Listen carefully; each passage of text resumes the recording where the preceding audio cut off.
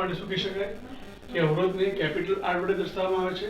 તેનો એકમ ઓમ છે, જેની સંજ્ઞામાં આ રીતે લખાય. બરાબર છે.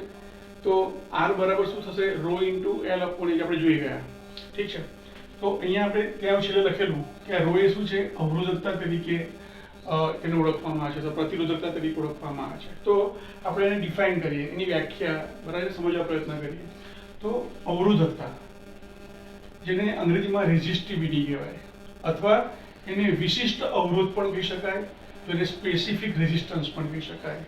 અહીંયા તમારી એનસીઈઆરટી બુકમાં અવરોધકતાનું એક નવું નામ આપ્યું છે, પ્રતિરોધકતા. તો અવરોધકતા એ પ્રતિરોધકતા તરીકે પણ ઓળખાય છે, ઉપરાંત તે વિશિષ્ટ અવરોધ અથવા સ્પેસિફિક રેઝિસ્ટન્સ તરીકે પણ ઓળખવામાં આવે છે. તો અહીંયા આપણે શું કર્યું? રોને સૂત્ર કરતા કરી દીધો. તો રો બરાબર શું થઈ ગયું? આર. એ ઉપર જશે, નીચે જશે, એટલે આર બરાબર રો બરાબર આર ઇન્ટુ એ અપોન એલ થઈ ગયો. હવે તમે રોની વ્યાખ્યા લખવી છે. What is resistivity? તો જો અહીંયા આડછેદનું ક્ષેત્રફળ એ બરાબર વાહકતા કોષ આપણે ભણી ગયા આગળ, એ વાહકતા કોષની અંદર આડછેદનું ક્ષેત્રફળ એ બરાબર 1 સેન્ટીમીટર સ્ક્વેર લઈએ અને એલ બરાબર 1 સેન્ટીમીટર લઈએ, તો આખું 1 થઈ જાય. તો રો બરાબર શું થઈ જશે? આર થઈ જશે. તો આપણે વ્યાખ્યા કેવી આપી શકાય? તો કે એક સેન્ટીમીટર અથવા શું બોલાય? એકમ લંબાઈ, અને 1 સ્ક્વેર સેન્ટીમીટર અથવા 1 સેન્ટીમીટર સ્ક્વેર અથવા શું બોલાય? એકમ ક્ષેત્રફળ, એકમ આડછેદ ક્ષેત્રફળ ધરાવતા વાહક પદાર્થના અવરોધને અવરોધકતા અથવા પ્રતિરોધકતા તરીકે ઓળખવામાં આવે છે. એના એકમની વાત કરીએ તો અહીંયા તમે જુઓ, આરનું એકમ શું થાય? ઓમ થાય. આડછેદનું ક્ષેત્રફળ એટલે લેન્થ ઇન્ટુ બ્રેથ કહેવાય, લંબાઈ ગુણ્યા પહોળાઈ કહેવાય. તો metre into metre, metre square upon metre. તો મીટર ઉડી જશે, તો રહેશે શું અહીંયા? ફક્ત મીટર. તો એનો એકમ એસા એકમ શું થશે? ઓમ ઇન્ટુ મીટર, જેને સંજ્ઞામાં દર્શાવી શકાય. પણ તમે જ્યારે વાહકતા કોષની જ્યારે વાત કરીશું ત્યારે વાહકતા કોષ તો બહુ નાનો છે, તો એના માટે મીટર શબ્દનો કોઈ અર્થ રહેતો નથી, એટલે આપણે સેન્ટીમીટરમાં જ એકમનો બરાબર યાદ રાખવા પ્રયત્ન કરીશું. ઠીક છે. તો મીટર જગ્યાએ હું શું કરું છું? સેન્ટીમીટર લઈ લઉં છું. તો ohm into centimetre square upon centimetre, 1 centimetre ઉડી જશે, એટલે એનો એકમ થશે ઓમ ઇન્ટુ સેન્ટીમીટર. સંજ્ઞામાં આ રીતે લખાશે. એ વ્યવહારુ એકમ છે એમ કહી શકાય. હવે રિલેશન, એક્ઝામમાં ઘણી વખત ઓપ્શન શું કહેવાય, એમસીક્યુ ની અંદર આ પ્રકારના પ્રશ્નો પૂછાય છે કે 1 ઓમ મીટર બરાબર કેટલા ઓમ સેન્ટીમીટર? તો ઓમ તો સેમ જ છે, તો 1 મીટર બરાબર કેટલા થાય? તો કે 100 સેન્ટીમીટર થાય. એનાથી ઊંધું પૂછાય કે 1 ઓમ સેન્ટીમીટર બરાબર કેટલા ઓમ મીટર? તો આનું વ્યસ્ત થઈ જશે. તો 1/100 એટલે 0.01 ઓમ ઇન્ટુ મીટર થશે. ત્રીજા નંબરે જોઈએ વાહકતા. વાહકતા, કોઈ પણ પદાર્થની વાહકતા માટે અવરોધની જરૂર પડે. ધ્યાન આપજો. તો શું કહે છે? તો કે ધ્યાન આપો પહેલા તો અહીંયા, કોઈ પણ વાહક પદાર્થની અંદર અવરોધ વધારે હોય તેમ તેની વાહકતા કેવી થાય? ઓછી થાય. જો અવરોધ ઓછો હોય તો વાહકતા કેવી હોય? વિદ્યુત વહન કેવું થાય? ઝડપી થાય. તો કહી શકાય કે અવરોધ અને વાહકતા એકબીજાના વ્યસ્ત પ્રમાણમાં જોવા મળે. તો વાહકતા, અંગ્રેજીમાં આપણે કંડક્ટન્સ કહીશું. ખરેખર અહીંયા શબ્દ આપવો જોઈએ વાહકત્વ, પરંતુ જૂની નવી દરેક બુકની અંદર વાહકતા શબ્દનો જ તો કે ઉપયોગ કરે, જેના કારણે બહુ મોટા પ્રશ્નો ઉપસ્થિત થાય છે. અંગ્રેજીની અંદર વાંધો નથી આવતો, પણ ગુજરાતી મીડિયમની અંદર આ તકલીફ ઊભી થાય છે. આગળ સમજાવીશ. ધ્યાન આપો. તો વાહકતા શું છે? અવરોધ આરના વ્યસ્તને વાહકતા તરીકે ઓળખવામાં આવે છે. તેની કેપિટલ જી વડે દર્શાવવામાં આવે છે. બરાબર છે. એકબીજાના વ્યસ્ત પ્રમાણમાં છે, તો જી બરાબર શું લખાય? 1/r. આરનો એકમ શું છે? ઓમ છે, તો 1/ઓમ એટલે શું લખાય? ઓમ ઇનવર્સ લખાય. સંજ્ઞામાં આપણે આ રીતે લખીશું ઓમ ઇનવર્સ. એનો તમે ઉલટું લખો તો શું લખાય? એટલે આમ થશે. અહીંયા ઓ એચ એમ છે, એનું ઉલટું શું થાય? એમ એચ ઓ, એટલે શું બોલાય? એને મો બોલાય. તો ઓમ ઇનવર્સ છે કે તમે મો પણ લઈ શકો. બરાબર છે. તો આનો અભ્યાસ આ રીતે દર્શાવી શકો સંજ્ઞા સ્વરૂપે. યાદ રાખો કે વાહકતા, કંડક્ટન્સ, બરાબર છે, એનો એસઆઈ એકમ સિમેન્સ છે. આ ખાસ યાદ રાખવાનું છે. બરાબર છે. હવે શું કહે છે? આપણે જાણીએ છીએ કે આર બરાબર શું છે? તો કે રો ઇન્ટુ એલ અપોન એ છે. તો અહીંયા આર ની જગ્યાએ રો ઇન્ટુ એલ અપોન એ ની કિંમત મૂકો તો શું થશે? તો કે જી બરાબર 1/r ની જગ્યાએ શું આવશે? રો ઇન્ટુ એલ, અને છેદનો છેદ ઉપર જશે એટલે એ ઉપર જશે. રાઈટ.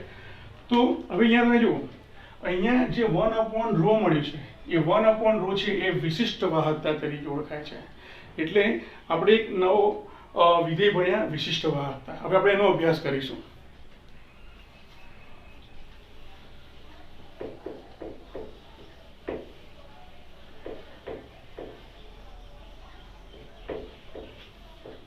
ધ્યાન આપો. નંબર 4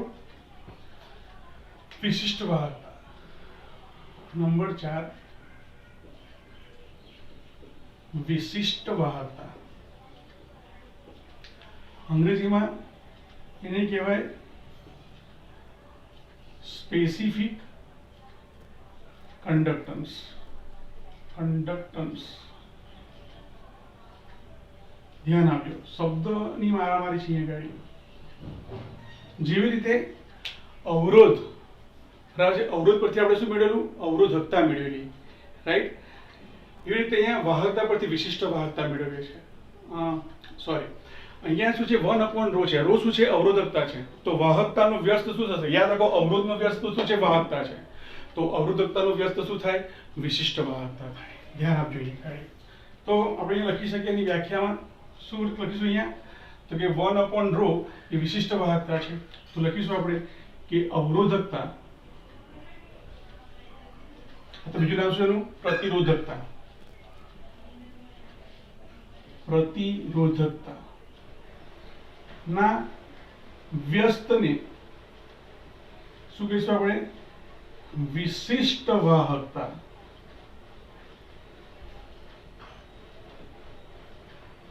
કહે છે. આ વિશિષ્ટ વાહકતાને ગ્રીક મૂળાક્ષર કેપિટલ કે, પરંતુ ગ્રીક મૂળાક્ષરની અંદર એક કપ્પાના નામથી ઓળખાય છે. ગપ્પા નહીં, કપ્પા. કપ્પા કપ્પા વડે દર્શાવવામાં આવે છે. મિત્રો, દર્શાવવામાં આવે છે.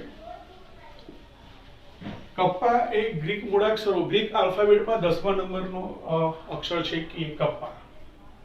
એટલે વિશિષ્ટ વાહકતા બરાબર કે કપ્પા. તો આપણે અહીં લખી શકીએ કે કે બરાબર શું લખાશે અહીં ગાડી? અવરોધકતાનો વ્યસ્ત એટલે 1/ρ લખાશે. 1/ρ. તો આ શું થઈ ગયું? વિશિષ્ટ વાહકતા થઈ ગઈ. હવે ધ્યાન આપો. તો મારે એનો એકમ લખવો છે. ચાલો, તો એકમ શું આવશે? ρ. ρ નો એકમ શું હતો? ઓમ ઇન્ટુ મીટર અથવા ઓમ ઇન્ટુ સેન્ટીમીટર. અહીંયા એકમ શું થશે? 1/ઓમ ઇન્ટુ મીટર. એટલે એકમ શું થશે? ઓમ ઇનવર્સ મીટર ઇનવર્સ. ઠીક છે. નાનું એકમ શું બને? ઓમ ઇનવર્સ સેન્ટીમીટર ઇનવર્સ. પણ ઓમ ઇનવર્સ જગ્યાએ બીજું શું લખાય? હમણાં જ ભણીએ આપણે. ઓમ ઇનવર્સ જગ્યાએ શું લખાય? મો લખાય. તો શું લખાશે અહીંયા ગાડી? મો ઇન્ટુ સેન્ટીમીટર ઇનવર્સ. હવે આપણે આ રોના સ્થાને, બરાબર છે, આપણે શું કરીએ? તો કે રોના સ્થાને આપણે રોને અહીંયા સૂત્ર કરતા કરીએ અને એના સિવાયના જે બધા પદો છે ત્યાં આગળ મૂકી દઈએ. એટલે એને આ રીતે લખી શકાય કે ધારો કે આપણે જાણીએ છીએ તે પ્રકારે r બરાબર શું છે? કે r બરાબર ρ ઇન્ટુ l/e છે. તો અહીંયા રોની સૂત્ર કરતા કરું તો શું થશે? તો કે ρ બરાબર r ઇન્ટુ a/l થશે. ધ્યાન આપો. તો હવે હું રોની જગ્યાએ મૂકી દઉં તો શું લખાશે? તો અહીંયા થશે શું? k બરાબર 1/ρ. રોની જગ્યાએ આવશે r, બે છૂટું પાડી દઉં છું, અને l ના છેદમાં a, એટલે ઉપર જશે આ રીતે. સોરી, r ની જોડે a છે એટલે નીચે a રહેશે, છેદનો છેદ ઉપર જશે એટલે l ઉપર આવશે. હવે મિત્રો મને કહો, આ 1/r શું બતાવે છે? એટલે r નો વ્યસ્ત, અવરોધનો વ્યસ્ત શું કહેવાય? જો હમણાં જ ભણ્યા, વાહકતા કહેવાય. બરાબર છે. તો એ જગ્યાએ શું લખાય? g લખાય. તો k બરાબર 1/r ની જગ્યાએ લખીએ g ઇન્ટુ l/a. શું છે?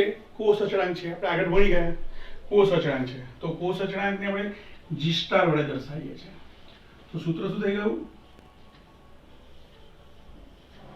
k બરાબર g ઇન્ટુ g સ્ટાર. એટલે એનો અર્થ શું થયો? તો કે વિશિષ્ટ વાહકતા બરાબર વાહકતા ગુણ્યા કોષ અચળાંક. તમને ખાસ કરીને ન્યુમેરિકલ જ્યારે પૂછાય ત્યારે તમને ધારો કે જી સ્ટાર આપી દીધેલો હોય, કે આપેલો હોય તો તમારે જી શોધવું પડે. જો તમને જી નહીં પણ આર આપેલો હોય તો જી ની જગ્યાએ તમે શું લખી શકો? 1/r લખી શકો. તો જી તમને આર આપેલો, અવરોધ આપેલો હોય તો તેથી જી મળે. કોષ અચળાંક તમને આપેલો હોય તો તમે એની પરથી કે શોધી શકો. આમ આ સૂત્ર પરથી દાખલા પૂછાય, બરાબર છે? એટલે આ ખાસ યાદ રાખવાનું છે. છેલ્લે તે ધ્યાન રાખો. જો અહીંયા હવે ખાસ યાદ રાખો, જ્યાં આગળ ગુજરાતી મીડિયમમાં તકલીફ ઊભી થાય છે તેની વાત કરેલી આપણે. IUPAC શું કીધું? તો કે વિશિષ્ટ વાહકતા, આટલો મોટો શબ્દ બોલો. આમ પણ તો કે અંગ્રેજો કેવા હતા? તો કે ગોરાઓ હંમેશા કોઈ પણ તો કે વિધાન, કોઈ પણ વાક્યને શોર્ટમાં બોલવા માટે પ્રયત્ન કરે. તો અહીંયા વિશિષ્ટ વાહકતાની જગ્યાએ એમને કીધું કે વાહકતા શબ્દ બોલો તો ચાલે. પણ ધ્યાન આપજો અહીંયા, બરાબર છે? હું લખું છું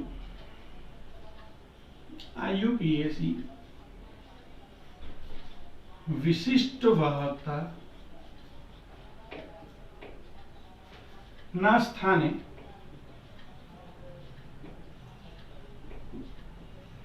વાહકતા શબ્દને પર્યાય તરીકે લેવાનું સૂચન કર્યું.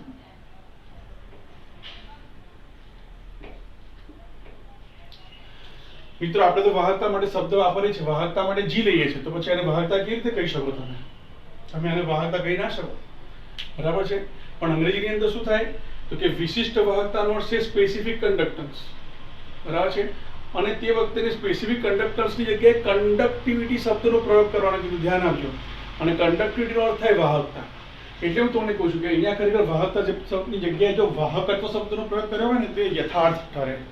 એટલે તમારે ખાસ યાદ રાખવાનું કે તમને જ્યારે વાહકતા શબ્દ કીધો હોય ને ત્યારે હંમેશા વિશિષ્ટ વાહકતા હશે, એવું તમારે યાદ રાખવું પડશે.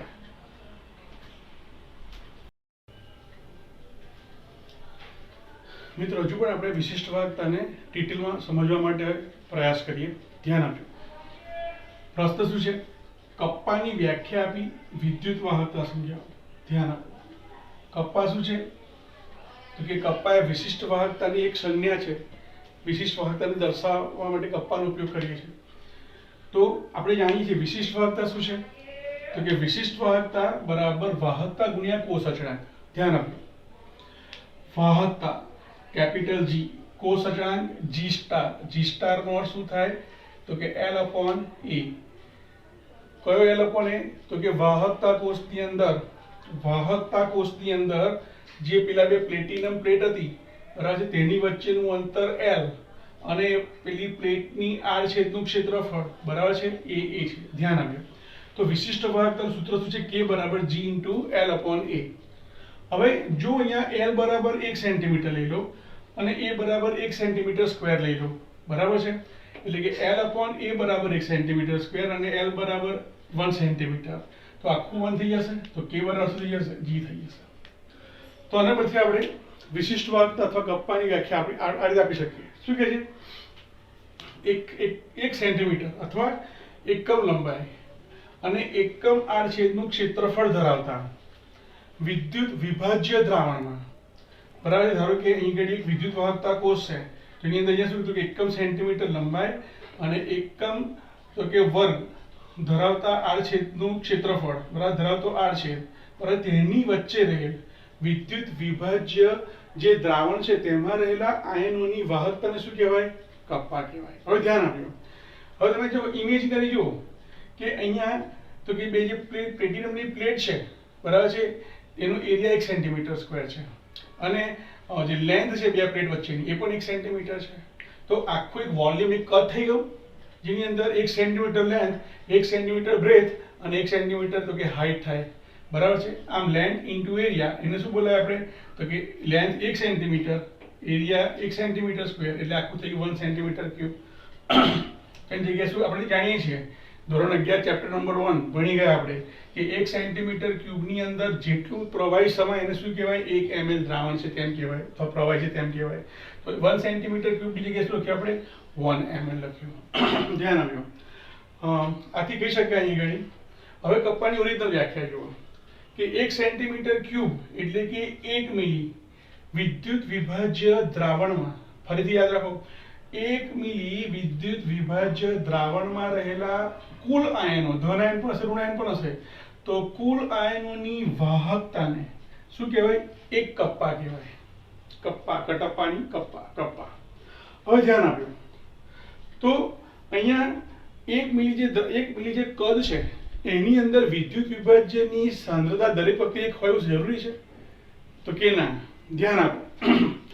જો હું ધારો કે 0.5 મોલર લઉં દ્રાવણ, તો એ વખતે તો કે એની અંદર આયનોની સંખ્યા જુદી હશે. હું ધારો કે 1.5 મોલર લઉં તો એની અંદર પણ તો કે દ્રાવણમાં રહેલા 1 મિલી કદની અંદર મોલની સંખ્યા કેવી હશે? જુદી જુદી હશે. બરાબર છે. આમ એવું કહી શકાય કે જેમ વિદ્યુત વિભાજ્ય દ્રાવણની સાંદ્રતા વધારે હશે તેમ વાહકતા કેવી મળશે? વધારે મળશે. કેમ? તો કે સાંદ્રતા વધારે તો આયનો વધારે, તો આયનનું વહન કેવું થાય? વધારે થાય. તો યાદ રાખો મિત્રો, વાહકતા અહીંયા હવે યાદ રાખો, આપણે જે વાહકતા G લઈએ છીએ ને એનો કોઈ ખાસ ઉપયોગ નથી. બરાબર છે. અહીંયા આપણે વાહકતા શબ્દનો પ્રયોગ કરીએ ત્યારે વિશિષ્ટ વાહકતા જ સમજવું. ધ્યાન આપજો. હા, ઇંગ્લિશ મીડિયમ અને ગુજરાતી મીડિયમમાં તકલીફ છે. ઇંગ્લિશ મીડિયમની અંદર G માટે કન્ડક્ટન્સ શબ્દનો પ્રયોગ કરેલો છે અને વિશિષ્ટ વાહકતા K માટે તો કે સ્પેસિફિક કન્ડક્ટન્સ અથવા કન્ડક્ટિવિટી શબ્દનો પ્રયોગ કરેલો છે. તો ત્યાં કન્ડક્ટિવિટી અને કન્ડક્ટન્સ જુદું જુદું છે. જ્યારે અહીંયા વિશિષ્ટ વાહકતા, બરાબર છે, તો કે વિશિષ્ટ વાહકતા માટે પણ વિશિષ્ટ વાહકતા શબ્દનો પ્રયોગ કરવામાં આવે છે. બરાબર છે. અને સામાન્ય એટલે G માટે પણ વાહકતાનો ઉપયોગ કરવામાં આવે છે. તો જ્યારે વાહકતા શબ્દ આપેલો હોય ત્યારે તમારે શું લેવાનું? વિશિષ્ટ વાહકતા લેવાની. સારું. તો અહીંયા શું કહે છે? વાહકતા એ વિદ્યુત વિભાજ્ય દ્રાવણમાં રહેલ વિદ્યુત વિભાજ્યની સાંદ્રતા પર આધાર રાખે છે. જો સાંદ્રતા વધારે, વાહકતા વધારે. જો સાંદ્રતા ઓછી, વાહકતા ઓછી. માટે કહી શકાય કે તે કેવો છે? માત્રાત્મક ગુણધર્મ છે. અને માત્રાત્મક ગુણધર્મ હોવાને કારણે આપણને કોઈ નિશ્ચિત મૂલ્ય વાહકતાનું મળે નહીં. આથી શું કરવું પડે? જો મારે નિશ્ચિત વાહકતાનું મૂલ્ય મેળવવું હોય તો શું કરવું પડે? તો કે મારે કોઈ એક વિશિષ્ટ પ્રકારની તો કે વાહકતાના વિધિની જરૂર પડે. બરાબર છે. તો શું કહે છે અહીંયા?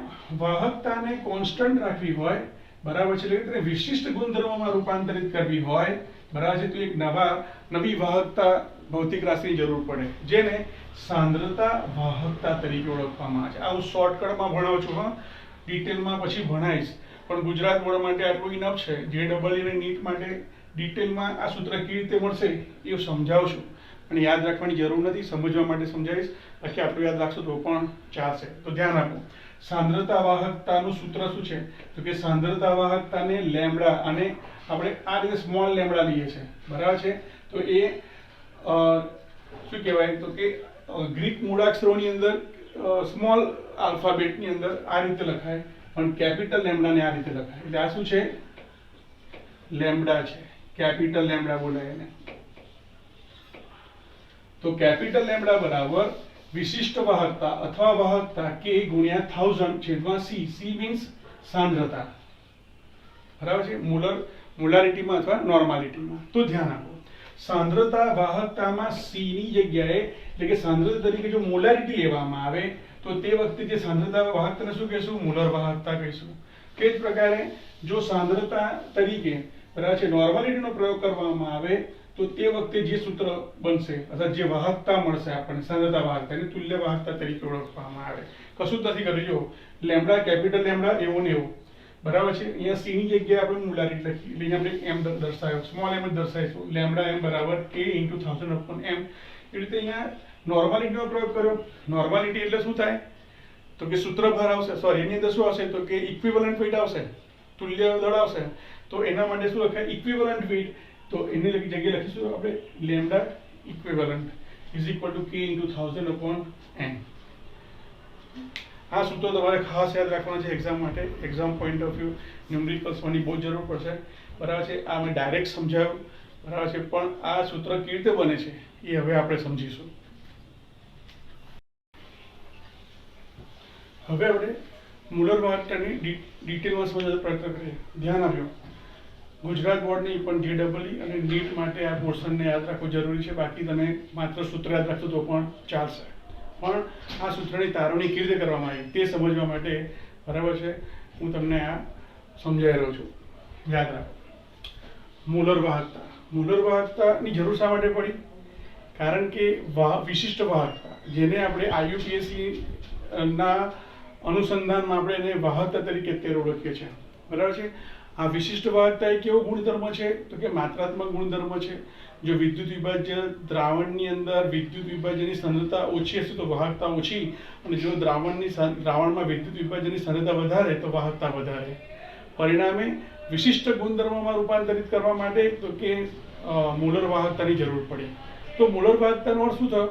તો કે વિદ્યુત વિભાજ્ય દ્રાવણની અંદર 1 મોલ વિદ્યુત વિભાજ્ય પદાર્થને ઓગાળેલો હોય, 1 મોલ વિદ્યુત વિભાજ્ય પદાર્થ હાજર હોય, તો તે વખતે તે વિદ્યુત વિભાજ્ય પદાર્થમાં રહેલા કુલ આયનોની વાહકતાને તેની મોલર વાહકતા કહેવાય. જુઓ અહીંયા શું કહે છે, અહીંયા લખ્યું છે, જુઓ 1 ગ્રામ આણ્વીય દળ. ગ્રામ આણ્વીય દળનો અર્થ થાય અણુભાર જેટલું વજન, અને અણુભાર જેટલું વજન હોય તો એની સંખ્યા કેટલી હોય? 1 મોલ હોય તેમાં રહેલા અણુઓની. તો 1 ગ્રામ આણ્વીય દળ ધરાવતા અથવા 1 મોલ વિદ્યુત વિભાજ્યના દ્રાવણમાં કુલ આયનોની વાહકતાને મોલર વાહકતા તરીકે ઓળખવામાં આવે છે, બરાબર છે. તેને કેપિટલ લેમ્બડા અને મોલારિટી મોલ માટે સ્મોલ m લેમ્બડા m વડે દર્શાવવામાં આવે છે. આ સૂત્ર છે. આ સૂત્ર કેવી રીતે બન્યું આપણે એ સમજવા પ્રયત્ન કરીએ.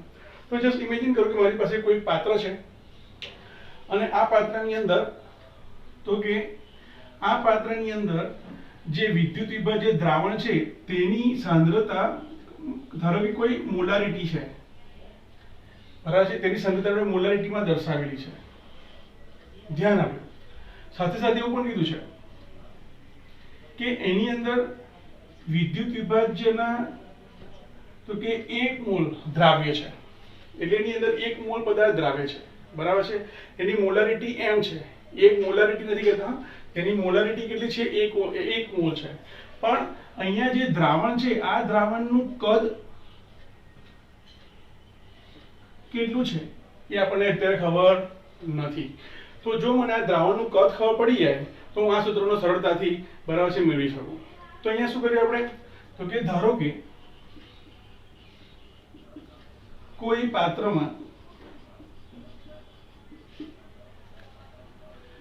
m સાંદ્રતા ધરાવતું વિદ્યુત વિભાજ્યનું દ્રાવણ છે,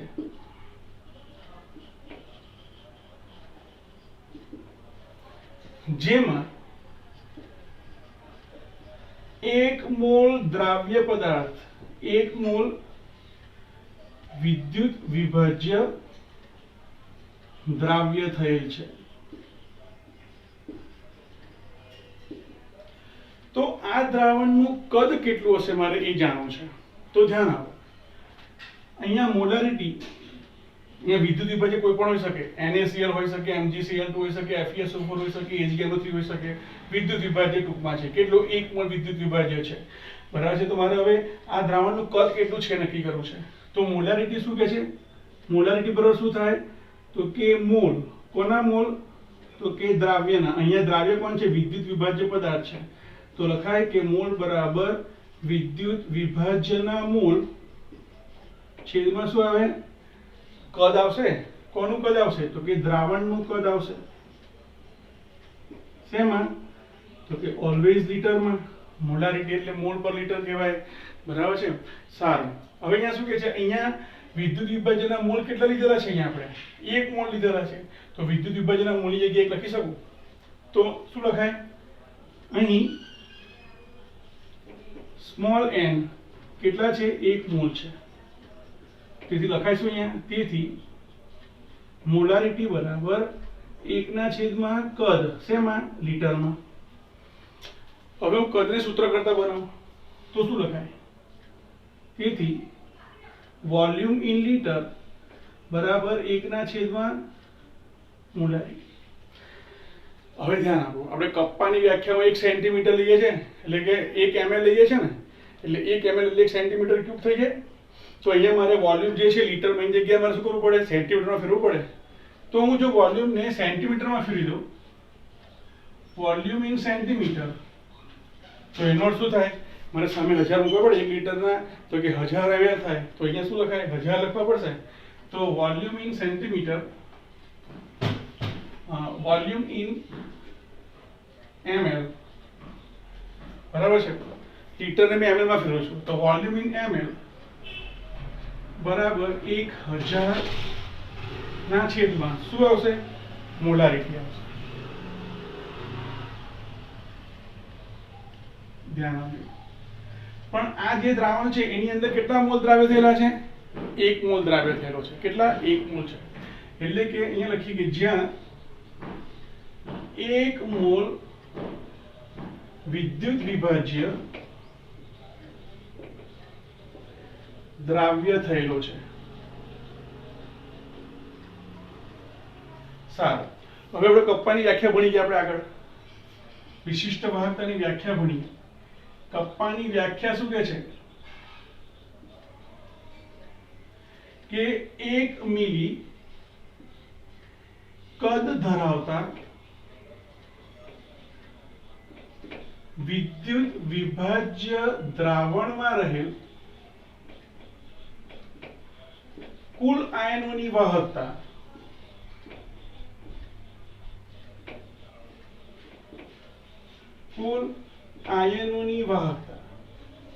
એને શું કહેવાય? કપ્પા કહેવાય. વ્યાખ્યા ભણ્યા આગળ હમણાં જ, રાઈટ. તો હવે આપણે આના માટે લખવું છે, તો હવે લખીએ તો VML કદ ધરાવતા,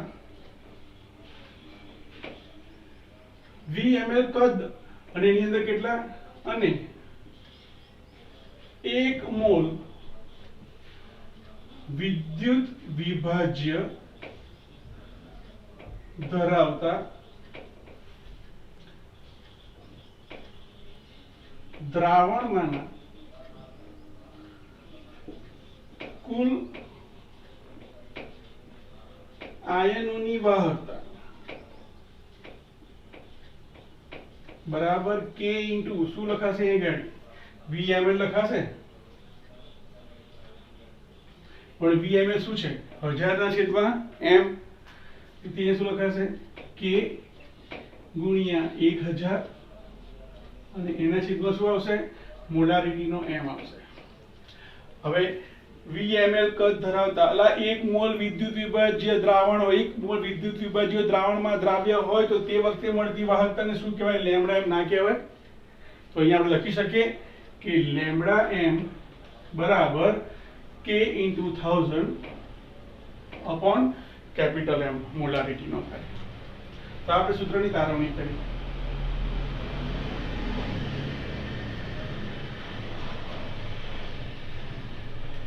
હવે આપણે લેમ્બડા m ના એકમની વાત કરી લઈએ.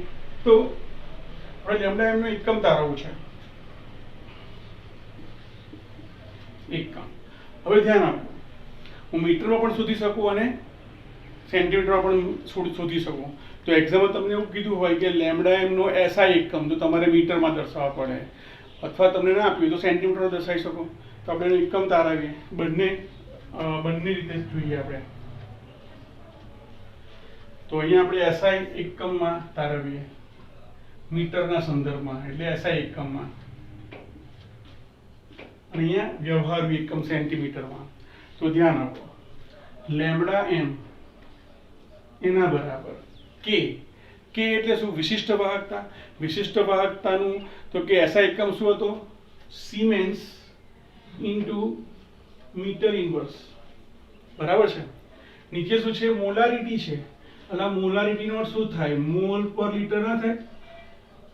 તો લીટર ક્યાં જશે? ઉપર જશે. તો લખાય શું અહીંયા ગાડી? Siemens into metre inverse into litre upon mole. પણ આપણને ખબર છે કે 1 લીટર બરાબર 1000 ml એના બરાબર 1000 શું થાય? સેન્ટીમીટર ક્યુબ થાય. તો હું લીટરની જગ્યાએ સેન્ટીમીટર ક્યુબ ના લઈ શકું? મારે યુનિટ, અહીંયા યુનિટની જોડી, અહીંયા વેલ્યુની કોઈ જરૂર નથી. મારે માત્ર એકમ તારવો છે, તો હું લીટરની જગ્યાએ સેન્ટીમીટર ક્યુબ લખી શકું ને? તો શું આવે અહીંયા? તો siemens into metre inverse into લીટરની જગ્યાએ શું આવશે? હા, આપણે અહીંયા એસઆઈ એકમની વાત કરીએ છીએ. જુઓ, એસઆઈ એકમમાં તો કે આ સૂત્ર બરાબર નથી. એસઆઈ એકમ મારે મીટરમાં કન્વર્ટ કરવાનું છે. તો અહીંયા માની લખી શકું. લીટર ને મીટર વચ્ચેનો સંબંધ મારે મેળવવો પડે. તો આપણે જાણીએ છીએ કે 1000 લીટર એના બરાબર શું લખાય? 1 મીટર ક્યુબ લખાય. તો હું લીટર જગ્યાએ મીટર ક્યુબ લખી શકું. તો siemens into metre inverse into metre cube upon mole. તો એકમ શું થશે અહીંયા ગાડી? Siemens into metre raise to -1 power -1 અને ત્યાં 3 છે તો સ્ક્વેર થઈ જશે ઇન્ટુ મોલ ઇન્વર્સ. બરાબર છે. તમે સિમેન્સ ની જગ્યાએ શું લખી શકો? ઓમ ઇન્વર્સ પણ લખી શકો.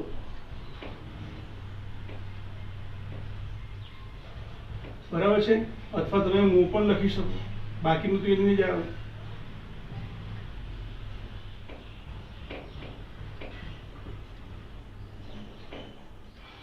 પણ એસઆઈ એકમ કીધો હોય તો માત્ર એક જ આવે. કોણ? Siemens into metre square. SI એકમ માત્ર એક જ છે. બધા યુનિટ એસઆઈ માં છે. એટલા માટે મારે હવે વ્યવહારુ એકમ મેળવવો છે. તો ફરી ધ્યાન આપો. લેમ્બડા એમ બરાબર 1000 ઇન્ટુ કે છેદમાં મોલારિટી. બરાબર છે. તો કે માટે તો કે સેન્ટીમીટરમાં એકમ શું થાય એનો? તો કે એનો એકમ થશે સિમેન્સ ઇન્ટુ સેન્ટીમીટર ઇન્વર્સ. સારું. અહીંયા શું લખાશે? મોલ પર લીટર. લીટરને ઉપર લઈ લઈએ તો શું આવશે? હવે ડાયરેક્ટ લખી દો અહીંયા. કંઈ અહીંયા આપણે લખેલું જ છે. અહીંયા તો ડાયરેક્ટ લખી દો અહીંયા. તો મોલારિટી જગ્યાએ લખાય મોલ પર લીટર. એટલે મોલ છેદનો છેદ ઉપર જશે, અંશમાં જાય. સારું. હવે લીટર ને સેન્ટીમીટરનો સંબંધ શું છે? તો કે 1 લીટર બરાબર 1000 ml બરાબર 1000 સેન્ટીમીટર ક્યુબ. તો લીટરની જગ્યાએ સેન્ટીમીટર ક્યુબ મૂકી દો તો શું થશે? Siemens into centimetre inverse into centimetre cube upon mole. તો siemens centimetre square mole inverse. અહીંયા પણ સિમેન્સની જગ્યાએ તમે ઓમ ઇન્વર્સ અથવા મોનો પ્રયોગ કરો. બરાબર છે. તો આપણને જુદા જુદા પ્રકારના એકમો પ્રાપ્ત થશે.